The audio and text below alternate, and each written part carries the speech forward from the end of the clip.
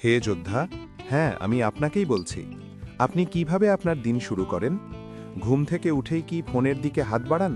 মন পরিষ্কার হওয়ার আগেই কি অন্তহীন স্ক্রোলিংয়ে হারিয়ে যান? যদি তাই হয় তবে মন দিয়ে শুনুন।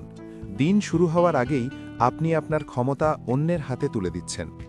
অধিকাংশ মানুষ ঘুম থেকে উঠেই নোটিফিকেশন, সোশ্যাল মিডিয়া আর বাইরের জগতের কোলাহলে নিজের মনকে হাইজ্যাক হতে দেয়।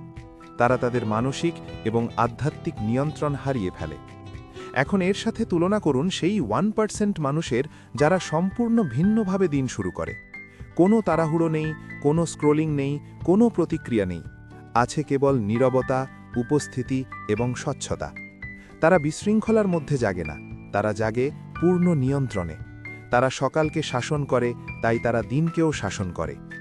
মার্কাস অরেলিয়াস বলেছিলেন, সকালে যখন তুমি ঘুম থেকে ওঠো তখন চিন্তা করো বেঁচে থাকা, শ্বাস নেওয়া, চিন্তা করা এবং ভালোবাসতে পারাটা কত বড় সৌভাগ্যের বিষয়। কিন্তু কেন খুব কম মানুষ এভাবে বাঁচে? কারণ অধিকাংশ মানুষ ভুলে গেছে যে সকাল হলো আপনার রাজ্য। যারা সকালকে কোলাহল আর আবেগের কাছে সমর্পণ করে তারা সারাদিন কেবল ঘটনার পেছনে ছুটতে থাকে। আর যারা সকালকে নিয়ন্ত্রণ করে তারা তাদের জীবনকে নেতৃত্ব দেয়। আজ আমি আপনাদের সাথে স্টোইক দর্শনের 7টি সকালের গোপন রহস্য শেয়ার করব।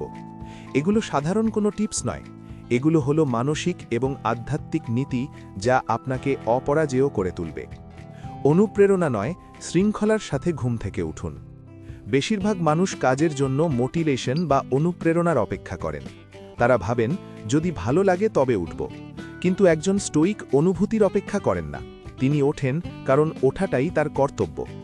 মার্কাস অরেলিয়াস নিজের জার্নালে লিখেছিলেন, ভোরে যখন বিছানা ছাড়তে কষ্ট হয় তখন নিজেকে বলো, আমাকে একজন মানুষ হিসেবে কাজ করতে যেতে হবে।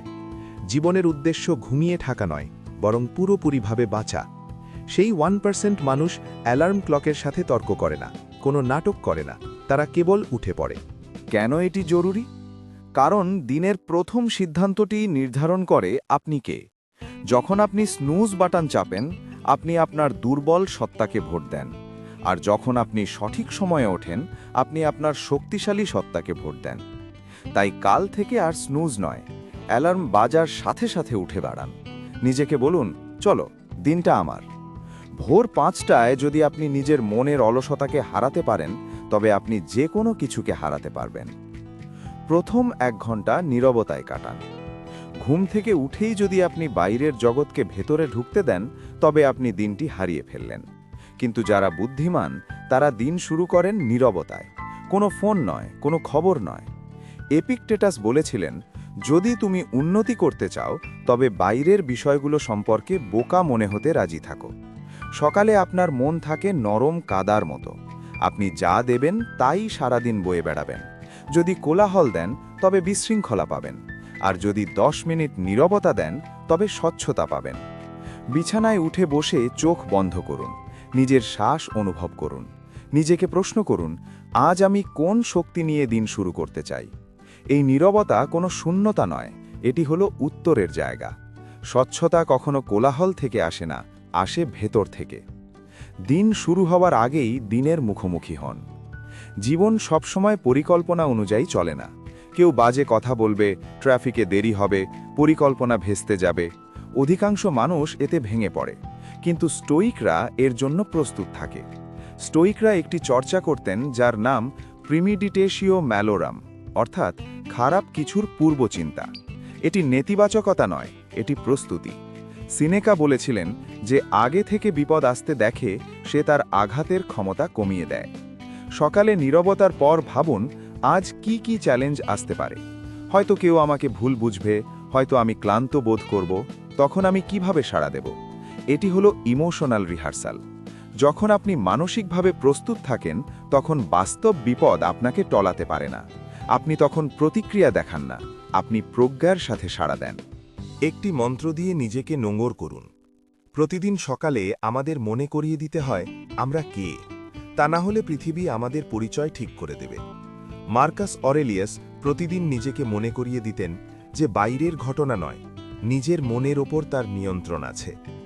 আপনার জন্য একটি শক্তিশালী মন্ত্র ঠিক করুন এবং প্রতিদিন সকালে সেটি নিজেকে বলুন। যেমন, যা ঘটে তা আমার নিয়ন্ত্রণে নেই, কিন্তু আমার প্রতিক্রিয়া আমার নিয়ন্ত্রণে।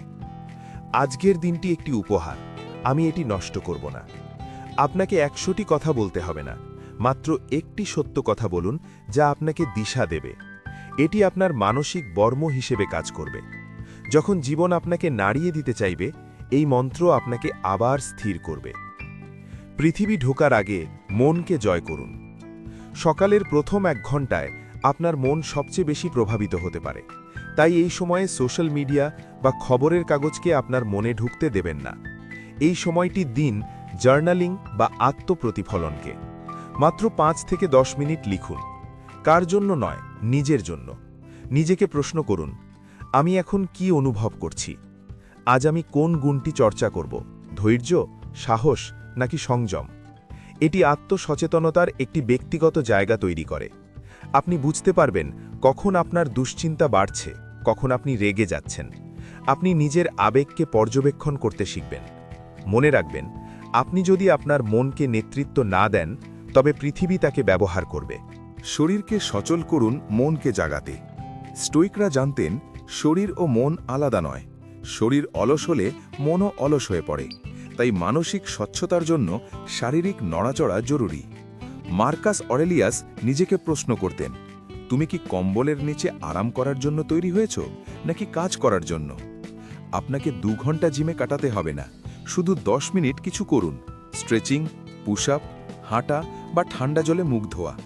এটি আপনার মস্তিষ্ককে সংকেত দেয় যে আমরা আরাম করতে আসিনি, আমরা নেতৃত্ব দিতে এসেছি।